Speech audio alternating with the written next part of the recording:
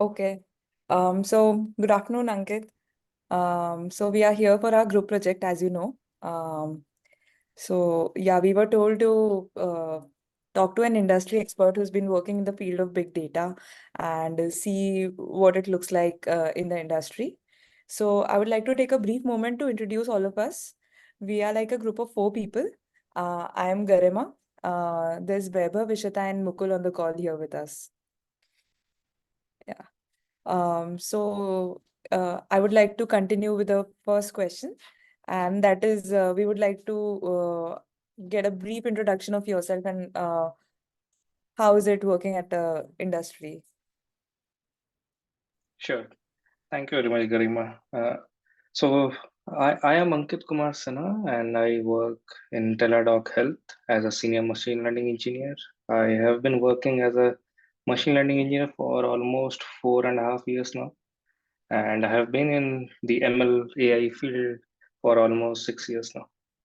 And from just a quick perspective is from my work, what I perform is I work with the ML platform team where I help everyone deploy the ML models, artifacts, analytics, and the most important part is I am also a ML developer working on several projects for ML development side of it and also taking them to production side of it.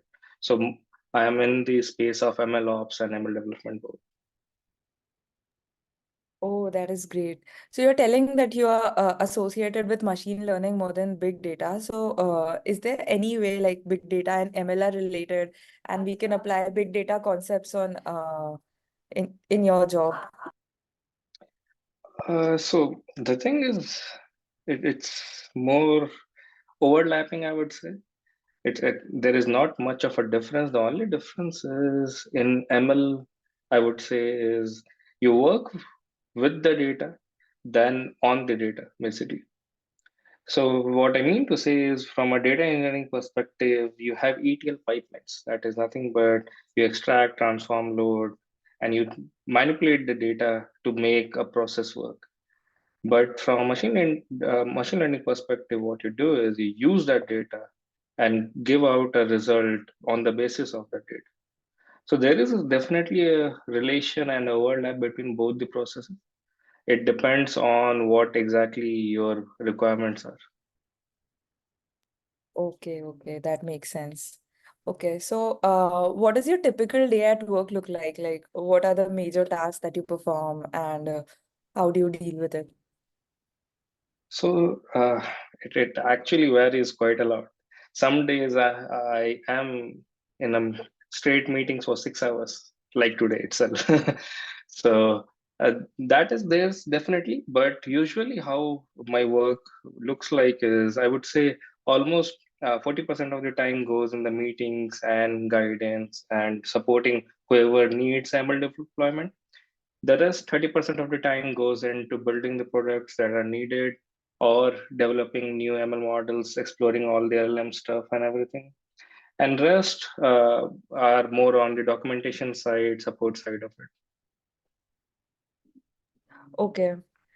So I would like to ask how crucial is big data analytics in your organization's overall operations, like decision-making process and overall strategy, basically? So I think from my organization perspective, data as a whole is very much important because because my whole company is online. So there is not exactly a physical presence of any sort other than the devices and everything. So everything that happens is online. And when it comes to online, everything is data. So everything that goes in goes out from a product perspective, from analysis perspective, from finance perspective. So I would say data is the most crucial piece that we own. Okay. So now I would let Ishita continue from here. Hi, Ankit. This is Ishita. Thank you for joining us. Ishita. I wanted to ask, as you said that machine learning and big data overlaps a lot, and as Garima mentioned, it's a big data technologies we are interested in. So, what are the basic technologies you guys work on, the big data technology, so that we get more insights on that? So I might not be the right person to answer that question because, as I said, I am more into using the data than actually transforming those data and handling that part. But from just to give you a quick walkthrough around the tech stack, around how big data are handled from the data engineering side of it, is we use Synapse as a because we are heavily invested into the Microsoft Azure side of it. So we use Synapse for all the ETL pipelines that we use and transform the big data side of it. And also the storage comes into picture, which is ADLS Gen 2 in this case, that is also in the process. And from the pipelining perspective, obviously the whole ETL pipeline works on cloud-based Jenkins for us. So combining all the three components is how the big data, the whole data engineering side of it works for us. Also, I would like to know that what are the most challenging aspects of the job when we talk about machine learning and when we talk about big data? What are the most challenging aspects we can expect in future in our jobs as well? I think the most challenging from a student perspective, if I have to answer it, is the things that we learn as a student that is more of a foundational element for us. A very basic example is we learn about software development, CI/CDs, and all those basic things. But what we experience is a very different approach. We know that okay, this is waterfall model, this is agile model, this is how the development is done. But what we don't know is how to work. Like been given a task, you have to finish it in 2 weeks. That's called a sprint. So the execution side of it is something that is very different from what you learn theoretically. Right. And from a challenging perspective, what I would say is eh, this whole thing is more about the experience side. That's the whole thing that comes into the hierarchy side of it. The more you experience it, the more you get into it and you start understanding like how what is the best practices around it. All those things comes with experience. So it takes time. There is a transition period certainly, but it's good. Right. So adding to the last question only, there are certain misconceptions through which we enter the industry, and once we enter the industry, things change. So what were those common areas for you that you thought were different when you actually entered the industry and worked on it?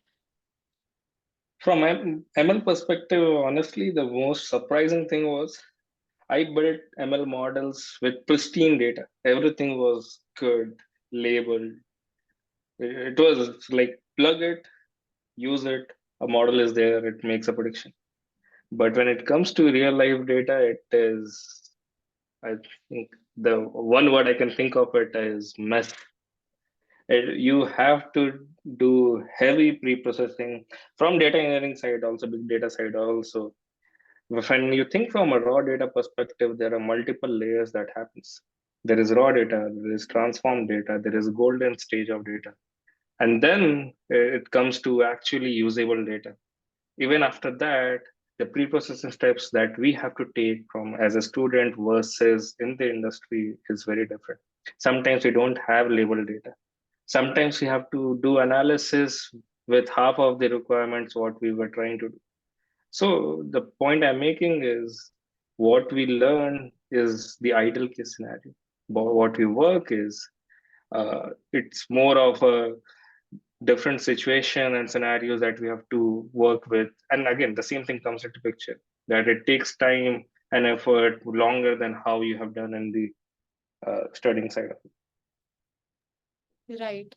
Thank you, Ankit. My teammate Mukul will take over now. I'm cool. Hi Ankit, I'm Mukul. Um, Thanks for joining us today. I'm gonna start with my first question. So, how do you ensure data privacy and security when handling large volumes of data in your organization? That's a very good question, Mukul. So, as I said, from my company perspective, data is the most important. So, the security of data is also very important for us. The fortunate part for us is we use Microsoft Azure, and with Azure, it comes with a whole bundle of security layers with it. For example, if you are working with PI, PHI data, then you need if you need to access a storage account where those data is present. For that, you need specific RBAC permissions to be approved on the highest level. Then only you can access that. That's a good one example of it. The second example is how there are different layers of infosec permissions that you need before you can take it to production. For example, if you have a pipeline that is going to production, there are stages in the whole agile deployment process where you have to get approvals from infosec if these pipelines have any security concerns. There are all the CI/CD approaches have to be vetted by the infosec and the cloud engineering folks to see that it is following the best practices, there is no security risk. Once that approval is done, then only you can take it to production. The same thing happens from an ML perspective also. If you are using a specific data, you have to use a concept, if you guys are aware of, is called service principles. So for example, if you're using a CI/CD pipeline, you can't use your credentials. It will not work because you have a certain limit of access. You can't access the data directly. That is where service principle comes into picture, which has higher authority from automation perspective and access perspective. So technically, you don't access it. There is a service principle which will help you access. So all these different kinds of measure, and there is a whole lot more, helps from a security perspective, from access perspective of data security. Mhm. And a Does follow-up. that answer your question, or? Yes, of course. So I'm gonna ask you one more follow-up question. So how does your organization approach scalability and infrastructure challenges associated with handling large volumes of data? Are there any specific strategies and technologies that you rely on? I think part of this I already answered in one of your colleagues' question was what stacks we use to handle that kind of volume, which is again coming back to Synapse, ADLS Mhm. Gen 2 storage. There is also from a machine learning perspective, we use something called as Unity Catalog, which is nothing but a storage account on the top of Azure storage, which is used by Databricks, which is our machine learning platform basically. So using these platforms and tech stack, we have the whole big data automation ETL pipelines built in. And obviously, this whole process of execution goes through the Jenkins for the whole CI/CD to work. Mhm. Thank you so much. And I would like to hand over to Weber. So hi Hey, Ankit, it's Vaibhav. Vaibhav. Like my question is like, what advice would you like give to someone looking to start a fresh career in big data or machine learning? Vaibhav, you are breaking up a bit. Okay, okay. So like, what advice would you give to someone looking to start a career in big data or machine learning to enhance their skills in this way? Like, yeah. Okay. So honestly, the advice keeps changing. Many people have asked in couple of years from me what exactly would be my advice, and every time it has changed. Right now, if you would have asked me 6 months before, the advice would have been different. But now, the advice, what I would recommend is pick from ML perspective. I can't comment on what data engineering folks will need from big data perspective specifically. But from ML perspective, what I can answer, and from a SD perspective altogether, would be pick up one cloud and learn every component. And when I say learn, it is not getting certification. Certification anybody can get. What you need is projects, a working project for each kind of product. For example, if you're to work with cloud functions, have a project in GitHub which is working, which you can showcase. If you're working with Synapse, have a project which showcases how you are using Synapse. Same thing if you're using any other ETL pipeline, have projects around it. That does two things. One is it shows the exposure what you have on an actual working cloud environment. The second is it builds your repo from a resume perspective also. And why I said cloud is because if you learn one cloud, it is more of a apples and orange. Everything is fruit. The only difference is the nomenclatures are different. So if you focus on one cloud and master all the different components, from big data perspective, you might have separate components. From ML perspective, you might have separate components. So if you learn one cloud of those specific components that are there, that will give you a working idea of what you would expect and what you would be working on in industry. Got it, got it. So like looking ahead, like what do you see as the future trends or advancements in big data or machine learning that will impact the industry? Because right now the LLM, ChatGPT is booming, so we are kind of afraid. Yeah, so ah, this is a very difficult question, honestly, because 6 months before I was working on transformers. 6 months now, I am literally working on every LLM possible. So my job itself has changed so much right now. So predicting the future is very difficult. What I would like to see is one most important thing that I see. I have been exploring all the LLMs. I have access to all the GPT-4s and of everything in the world. But the most important thing is we can't use it in an industry perspective. People don't get that idea because only there are handful. I can count it in hand how many of these companies can take it to production. The reason is it's extremely costly. Nobody talks about the cost. The cost is super expensive. You can't take it to production. So what I would be expecting in future is just like any transformer, how it started with Bird, how it started with YOLO, everything came down and smaller models became much better. That is what I'm expecting here. Like edge models, those kind of things which can work on CPUs from ML perspective. That will be the only possibility for ML to be actually influence our life. For example, ML models should work completely on iPhone.